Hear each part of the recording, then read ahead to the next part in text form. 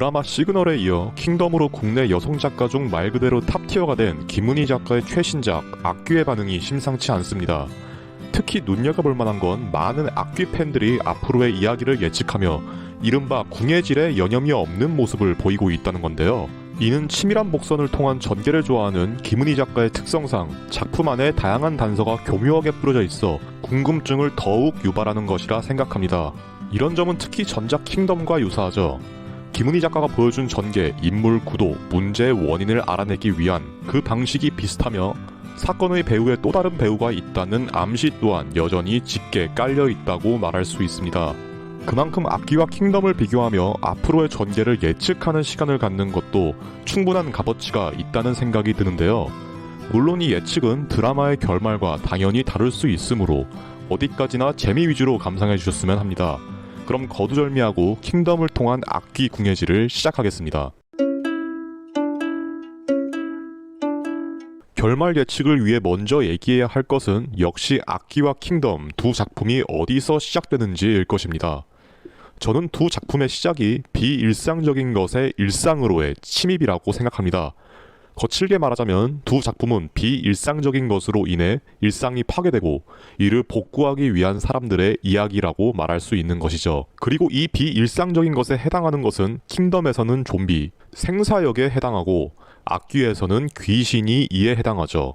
먼저 킹덤을 살펴보겠습니다. 비일상에 해당하는 생사역의 출현은 조선을 파멸 직전으로 몰고 간 전대미문의 갑작스러운 재앙이자 세자 이창이 해원 조씨를 몰아낼 수 있는 기회로 동시에 작용하기도 합니다. 군약 신강으로 해원 조씨 일가에게 실권을 강탈당한 선왕을 대신해 이창은 부패한 벼슬아치들을 몰아내고 새로운 질서를 세우게 되죠. 생사역은 어찌 보면 그 기틀을 마련한 셈이라고 말할 수 있습니다. 그렇기 때문에 후에 이창을 위협하는 것은 오히려 생사역보다도 조선의 실권력자인 해원 조씨 일가죠. 이를 볼 때 선왕을 생사역으로 만든 뒤 허수아비로 삼은 조학주의 행동은 기존 질서의 파괴에 대한 은유라고 말할 수 있고, 이창이 연설 중 몰아낼 것임을 선언한 주체가 생사역이 아닌 해원 조씨 일가인 것은 작중 혼란의 더 중요한 원인을 분명히 한 것이라 생각합니다.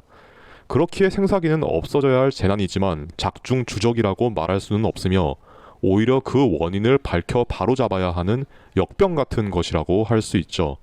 조씨 일가를 비롯한 부패한 벼슬아치로 이는 바로잡아야 할 대상이 아닌 제거하고 도려내야 할 대상으로 보고 있습니다. 즉 생사역은 이창의 일상을 비일상으로 만든 동시에 새로운 일상으로의 기회를 준 것이죠. 악귀에서 비일상에 해당하는 귀신들은 갑작스럽게 일상을 헤집어 놓은 재앙이라기보다는 원래 우리 일상에 있었지만 눈치를 채지 못한 것들이라는 점에서 궤를 달리합니다. 그러니까 악귀에서 귀신들은 일상 중 우리에게 영향을 끼치고 있지만 일반적인 사람들은 이를 인지하지 못할 뿐 의문의 자살, 범죄 등으로 영향력을 행사하고 있다는 것이죠. 그리고 그 중심에 있는 것은 구산영입니다. 아버지 구강모 교수의 유품인 빨간 댕기를 만진 이후로 악귀에 씌이게 된 구산영은 서서히 귀신의 존재를 인정하면서 평범했던 일상이 뒤집히고 말죠. 그리고 작중 구산영이 염혜상 교수와 함께 미스터리한 사건들을 마주하고 그 진실에 다가갈수록 구산영의 일상에 귀신의 존재는 구산영의 가치관마저 흔들고 맙니다. 그러나 킹덤과 대조되게 악귀에서 귀신 자체를 없애는 것은 불가능하며 그게 목적 또한 아니라고 생각합니다. 그저 구산영은 본인에게 씌인 악귀처럼 사람들에게 해를 끼치는 귀신들의 목소리를 듣고 이름을 알아내어 한을 풀어내는 역할을 받은 것이죠.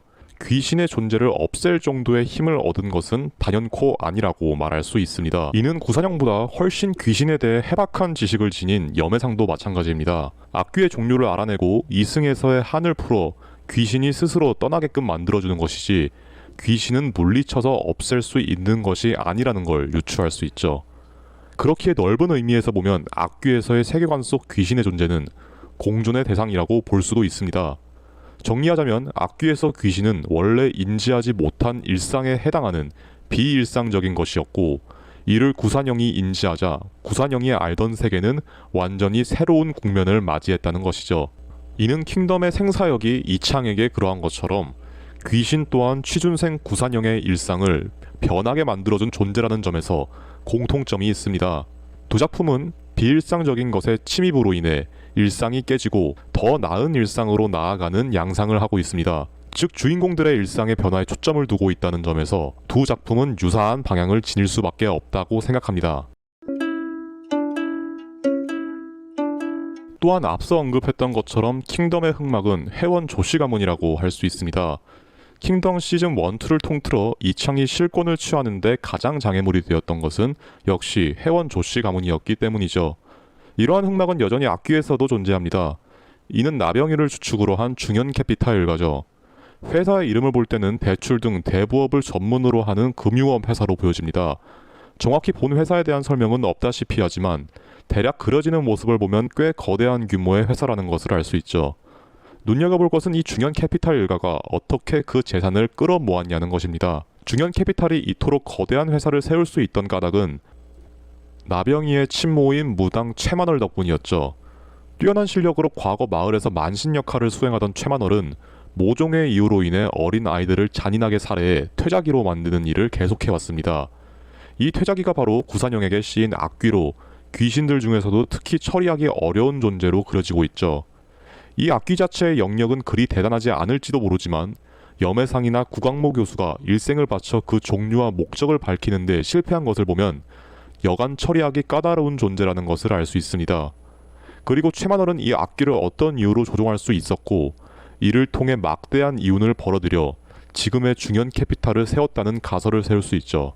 성호사설에 따르면 사람에게 붙은 퇴자기는 기륭과 앞날을 내다볼 수 있는 능력을 가지고 있으므로 아마 최만월은 그 미래 예지 능력으로 정계나 산업계의 큰 손들과 접촉했을 가능성도 있죠. 이런 면을 볼 때 킹덤의 회원 조씨 가문과 중현 캐피탈의 최만월 일가는 같은 역을 수행하고 있다고 볼 수 있습니다. 그렇기 때문에 극중 구산형의 최종 목적은 비단 악귀를 처리하는 것 이상일 수도 있습니다.